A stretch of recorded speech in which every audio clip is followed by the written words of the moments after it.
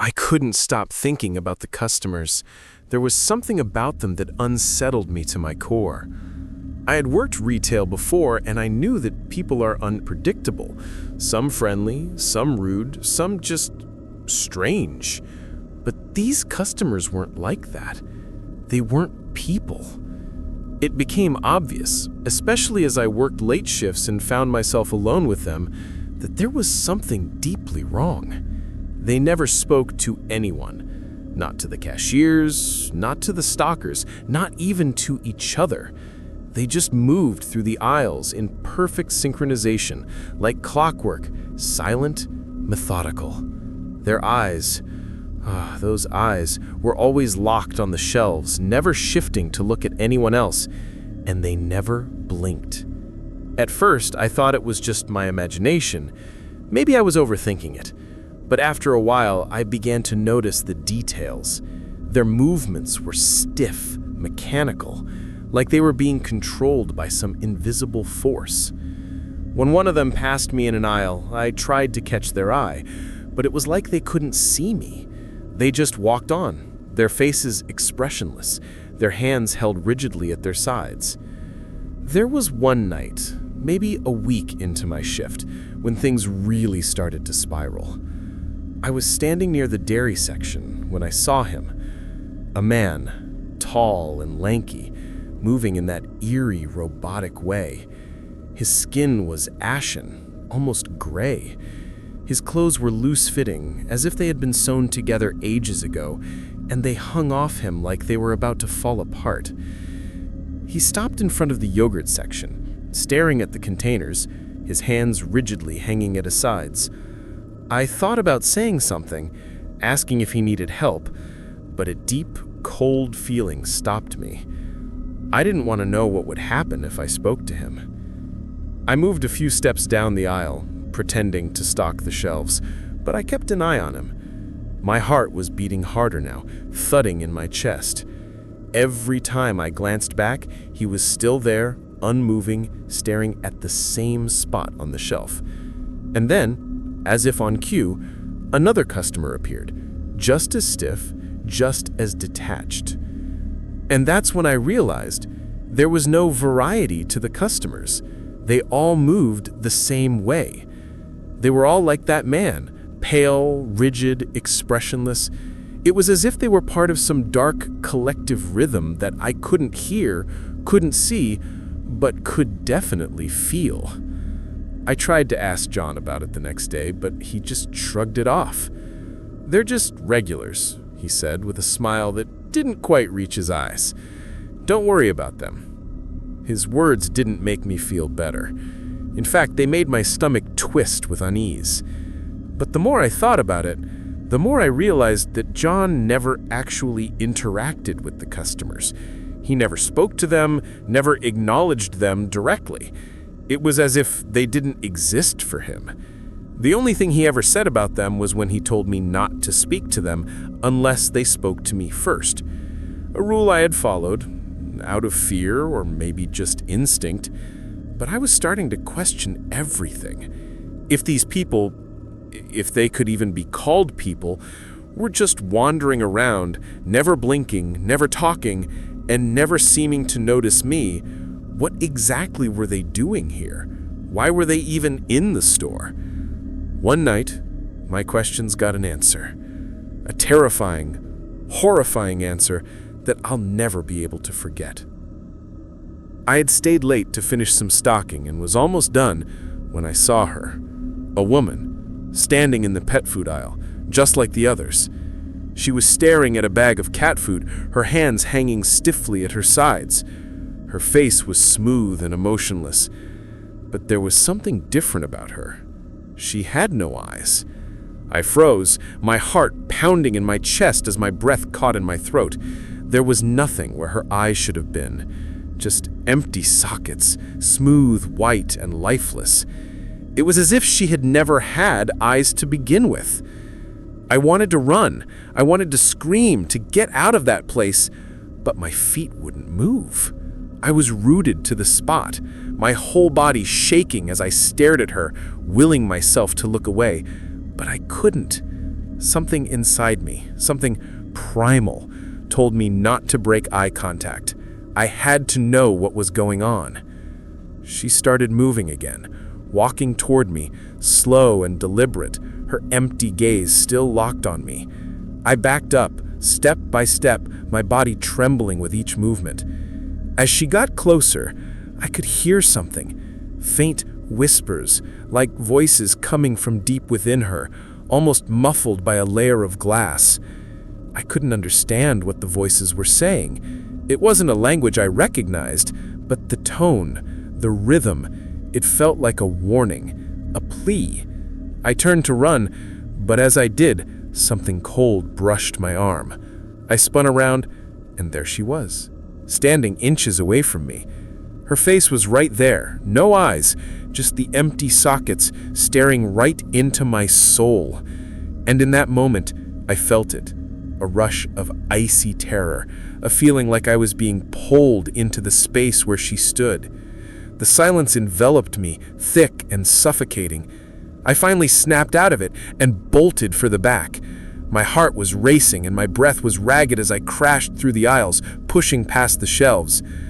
I didn't stop until I reached the stockroom and locking the door behind me and crumpling to the floor in fear. But the worst part? I heard it. The sound of footsteps, slow and deliberate, coming from just outside the door. The unmistakable sound of someone or something walking the aisles. I wasn't alone anymore, and I wasn't sure I ever had been. I couldn't shake the feeling that the store was more than just a place. It was a living, breathing thing. The customers were unsettling enough, but now I couldn't stop thinking about the back room. John's warning had echoed in my head. Don't go near the back room after hours. It's not safe. But I couldn't help myself. There was something pulling me toward it, something I had to understand. It was late again, and the store was quiet. Too quiet. The customers had long since disappeared, and the only noise was the soft hum of the refrigeration units in the back. I'd finished my shift earlier than usual, but instead of heading straight for the exit, I found myself standing at the back room door, staring at the dim light flickering from inside. The door was old, creaky, and it didn't look like it had been opened in ages, but there was something almost magnetic about it. I knew I shouldn't go in, that I should leave it alone, but my curiosity gnawed at me. What could be so dangerous about the back room? What was it hiding? I took a deep breath, swallowed my fear, and gently turned the doorknob. The door creaked open, and a cold draft hit me, carrying with it the musty scent of something old and forgotten. The light flickered, casting long, twisting shadows on the walls. I hesitated for a moment, the warning John gave me still echoing in my mind, but then stepped inside. The back room was huge, far bigger than it had any right to be. It stretched on for what felt like miles, but there were no windows, no clear exits, just a labyrinth of shelves stacked with boxes, some of them covered in dust, others looking too new to belong in a place like this. It felt wrong. Like this room was never meant to be part of the store, as though it didn't belong in the space it occupied. The shelves weren't just lined with random stock, though. There were things, strange things, mixed in with the products. Old mannequins, some of them stacked in corners, others lined up against the walls, as if waiting. Waiting for what? Waiting for me? My heart began to race. The mannequins were all dressed in outdated clothes, dirty, torn, and faded from years of neglect. But as I looked closer, I noticed something unsettling. Some of them didn't look quite like mannequins. Their limbs were too flexible, too lifelike. I could almost swear one of them blinked. I stepped back, shaking my head to clear the thought. I was imagining things. They were just mannequins, nothing more. I turned away, trying to focus on something else, but as I walked deeper into the room, I couldn't shake the feeling that something was watching me. I wasn't alone in here. The mannequins were closer now, all of them staring at me with empty, glassy eyes. There was one in particular. Its face was cracked, its lips twisted into a permanent grin. I couldn't look away from it. It was like I was being pulled toward it, my feet moving against my will, dragging me deeper into the room. Suddenly, the lights flickered again, plunging me into darkness. I froze, every nerve in my body screaming at me to get out of there. The whispers started. Low at first, just faint sounds I couldn't make out, but the longer I stood there, the louder they grew. It sounded like they were coming from all around me, like the walls themselves were speaking, murmuring words I couldn't understand. I stumbled backward, trying to find the door, but the room seemed to stretch, the shelves growing taller, the aisles longer. I was lost. I couldn't find my way out. Then the whispers stopped. The room went dead silent. I looked around, panicked, but all I could see were the mannequins, standing so still, so unnervingly silent. But I felt them. I could feel their eyes on me. And then I heard it. A sound, soft at first, but growing louder, the unmistakable sound of something moving, something breathing.